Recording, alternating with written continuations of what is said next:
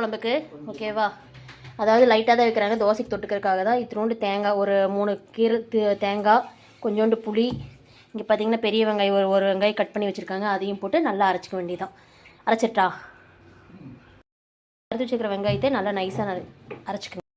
தேங்காய், ஒரு 2-3 வரமிளகா, புளியும் போட்டு அரைச்சி வச்சுருக்கேன். இப்போ 3 தக்காளி சேர்த்துக்கேன். 3 தக்காளி நல்லா அறுத்து போட்டு அதையும் அரைச்சிக்கேன். சரி, ஓகே. ஓகே, வெண்டைக்காய் குழம்புக்கு ரெடி பண்ணிக்கலாம். வடைச்சட்டி இதை வச்சுட்டு ப்ரெஷர் பேன் தான் வச்சுருக்கேன். வச்சுட்டு நல்லா எண்ணெய் காஞ்சதுக்கப்புறம் கடுகு போட்டிருக்காங்க. கடுகு பொரியட்டும். ஓகே, இப்போ பார்த்தீங்கன்னா கடுகு பொரிஞ்சதுக்கப்புறம் கொஞ்சோண்டு ஜீரகமும் 2 வெந்தயம் போட்டு அதுவும் நல்லா பொரி வந்துருச்சு. இப்போ அந்த துண்டு துண்டாக கட் பண்ணியிருக்கிற வெண்டைக்காயை அதில் போட்டு வணக்கி விடுங்க.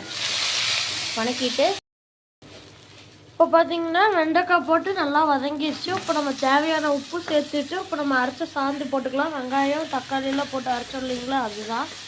அதையும் போட்டு நல்லா மிக்ஸ் பண்ணி விடுங்க. ஓகேவா?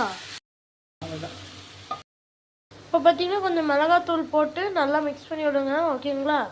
1 ஸ்பூன் கொத்தமல்லி தூள் போட்டு நல்லா மிக்ஸ் பண்ணுங்கள். தண்ணியை சேர்த்து நல்லா கொதிக்க விடுங்க. ஓகேங்களா?